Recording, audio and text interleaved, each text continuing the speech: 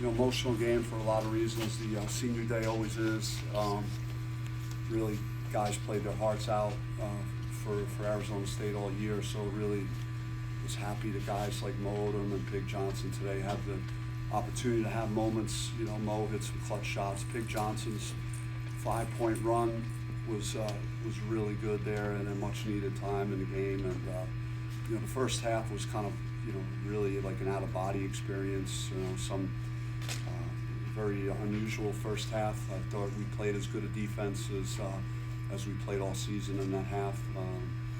And overall, the whole game, minus the offensive rebounds, we held them to under 30% for the game, which is something that we really haven't done. I don't think we could have beaten anybody on our schedule two months ago shooting 32%. Like, I don't care who it is, but we've come a long way, particularly on the defensive end, and just really good effort. Did you feel before the game the players were really amped up for this contest, knowing that it could possibly be your last game at DFL? I don't think it's anything that we talked about at all with the players, and it was more reflecting on prior, senior days and what that means and what it means to have your last game. Like I had goosebumps on the bench to start the game. I looked over and Mo Odom's mom, who flew in from New Jersey, was sitting right behind our bench, and she was crying. And it's like moments like that are so powerful, and especially for a kid of his quality and what he's meant to this university this year. So that's more of what it was for this game. Pretty sure that it was in Lawrence that you wore the Guard U stuff for the first time, and you had the big win early in your career, and here you are in the Guard U shirt again. Is there symbolism that you feel from any of this? Well, I think I had a suit on in that game, so Chris, at that point we weren't going to the more casual look. That was a post-COVID situation, but I just wanted to think about those type of players as I coached the game. That was important to me.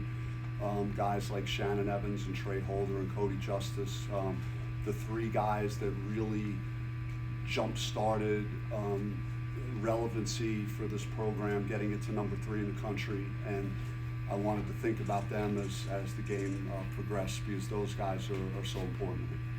Hey, Coach, do you have any updates on Allen and how he's doing right now?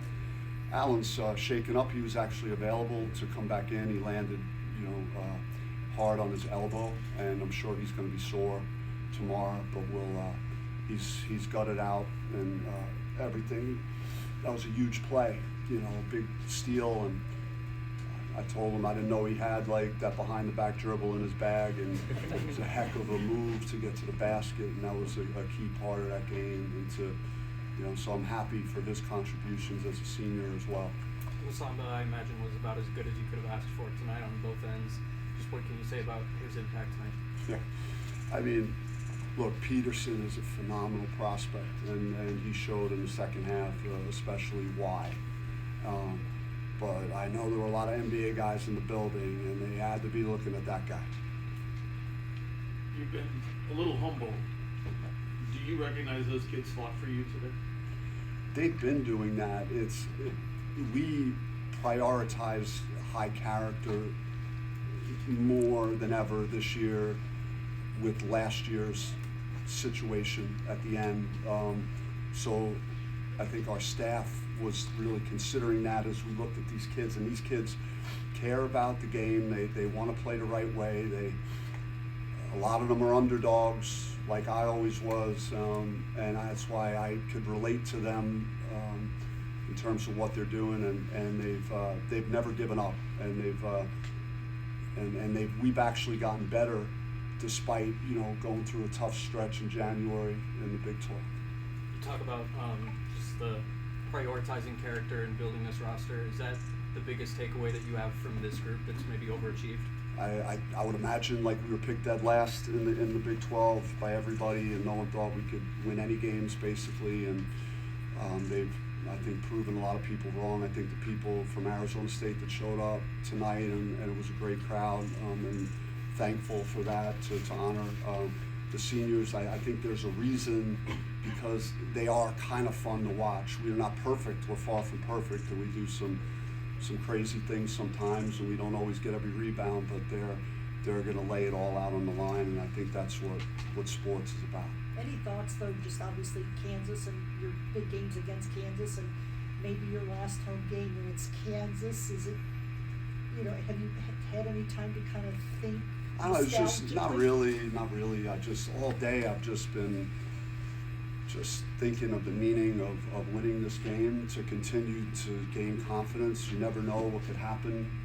We have another big-time opponent on Saturday, and then the Big 12 tournament. Every time you match up with someone, it's a huge opportunity. So that's how I've been approaching it. Peterson's one of the more high-profile guards you guys have played this year, but you guys have done a very good job of guarding guards all year. Utah, for example, has done stopping their guys multiple times this year. What do you make about your defensive schematics against guards? Being a guy who played point guard is something that you kind of take pride in, being able to stop them? Yeah, I give a lot of credit to my assistant coaches that put together a game plan that scouted, and we wanted to force them to make jump shots. They're a team that really could attack the paint with Council, and they were able to do that some in the second half, and Peterson, but we wanted to show bodies to those guys, and I think our players were very active. We had a lot of deflections in the first half, and our activity and being in the right position was important. You felt like the 20-point cushion you had built was unraveling pretty quickly there in the second half. What does it say about this group that was able to turn that around and hold the line? I told them after the game that I've been doing this a long time as a player and a coach, and you have a big lead like that and you lose it all virtually. It is extremely hard to find a way to win, and that's a testament again to their desire to win, their character and their guts, and their fighters. And it starts with Mo Odom, and it goes right down the line. Pig Johnson, again, hitting those shots when they cut it to two was just like, you can't even say how big those plays were. You talked about their development as a group on the defensive end over the course of the season. You just said you've been doing this for a long time. Do you feel like you grew as a coach this season at all? Did you learn new things about yourself with this team? Not really. I'd have to really analyze and go through the whole deal. But I felt very confident in them. I wasn't. I was very calm considering what was going on. All hell was breaking loose and everything was unraveling. And but we all just said, hey, let's take a deep breath. And I told them at halftime, a lot of things happened in that first half, with Coach Self, and that's a full circle moment. I look back to one of my first big games versus Arizona, and I was marched out of here, and now, it's the other guy here in this situation. But and we shot 19 free throws to 2, so I was like, fellas, you're not going to get many whistles here early in this half. You got to play through contact and all those things. But Kansas, there's a reason they're top 10-ish type of program that people think could potentially win a national championship, because they're going to have a response, especially with Coach Self, I'm sure, had an opportunity to address them at halftime.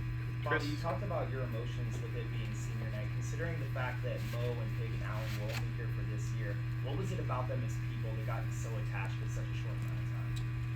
Because, again, they're all kind of underdogs. They came from humble beginnings. They all climbed the ladder, and they really appreciate the opportunity to play here. And it's not like there's no entitlement with them. And Mo feels like he's got something to prove all the time.